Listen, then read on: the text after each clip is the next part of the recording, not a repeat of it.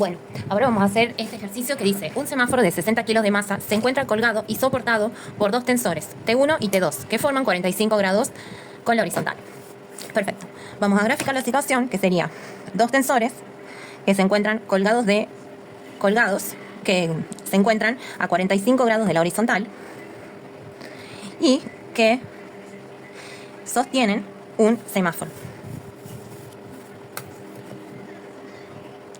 Bien, o sea, esta sería la situación. ¿Qué quiere decir que tiene 45 grados de la horizontal? Y es que separa la horizontal del tensor, está separada por 45 grados. Y así sería. Y entonces, a este tensor lo voy a llamar T1 y a este T2. Y de acá cuelga el semáforo. Bien, dice, realice un diagrama de cuerpo libre. Eso es lo que vamos a hacer ahora, de cuerpo libre. Para hacer esto tenemos que hacer el eje X y el eje Y, los ejes cartesianos, el eje X y el eje Y. Bien, Y y X. Ahora vamos a ubicar cada una de las fuerzas que actúan sobre cada uno de los ejes. Por ejemplo, primero vamos a graficar los tensores. Vamos a graficar este es T1 y T2, este de acá. Y vamos a ver cómo cada uno de los tensores influyen sobre los ejes. Entonces, como el T1 no está ni en el eje X ni en el eje Y, lo que se hace es rebatirlo al eje X y va a tener una componente en X, y rebatirlo al eje Y y va a tener una componente en Y. Entonces, en el eje X vamos a tener T1X, que va a venir para acá, y T1Y, que va a venir para acá. Y con respecto a T2 vamos a hacer lo mismo. Vamos a tener un T2Y, que va a ir para arriba, y un T2X, que va a ir para la izquierda. Perfecto. Ahora, lo que me falta para el diagrama de cuerpo libre es analizar si hay alguna otra fuerza actuando sobre este esquema. Y yo sé que sí, hay otra fuerza. ¿Por qué?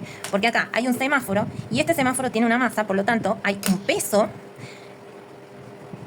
hacia abajo, que va a ser la fuerza con la cual la Tierra atrae al semáforo. Ese va a ser el peso. Entonces, nos falta graficar acá la fuerza peso. Listo, este sería mi diagrama de cuerpo libre. Calcule el peso del semáforo. Para calcular el peso, tengo que usar la fórmula que dice que el peso es igual a la masa por la gravedad. Entonces, ¿cuánto vale la masa del semáforo? 60 kilogramos. Acá me lo dice el problema. Entonces reemplazo, 60 kilogramos. ¿Y cuánto vale la gravedad? 9,8 metros por segundo cuadrado. Entonces, multiplico 60 por 9,8, me da 588 kilogramo metro sobre segundo cuadrado. Y toda esta unidad de acá es newton. Entonces el peso me queda igual a 588 newton. Y acá respondo la pregunta B. Bueno, el punto C dice, determina el valor de T1 y T2. Para hacer esto, como el semáforo está en equilibrio, entonces, ¿cuándo un cuerpo está en equilibrio? Cuando la sumatoria de sus fuerzas es igual a 0. Entonces yo voy a hacer la sumatoria de las fuerzas en el eje X, y después voy a hacer la sumatoria de las fuerzas en el eje Y. Y todas esas me tienen que dar igual a 0. Entonces yo me fijo, ¿qué tengo en el eje X? Tengo T1, que es positivo porque va hacia la derecha, y T2, que es negativo porque va hacia la izquierda, y todo eso igual a 0.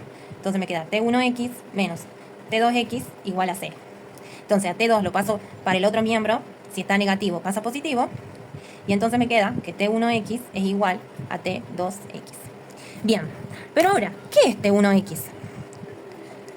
T1X es igual a T1 por el coseno de 45, por trigonometría. Esto ya lo hemos explicado en trigonometría, cuando les expliqué trigonometría. Y T2X va a ser lo mismo, T2 por el coseno de 45. Entonces, ¿qué quiere decir?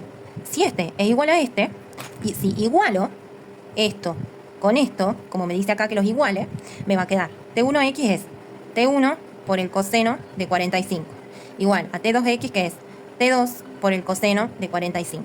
Entonces, ahí se me simplifica esto con esto y me queda que T1 es igual a T2.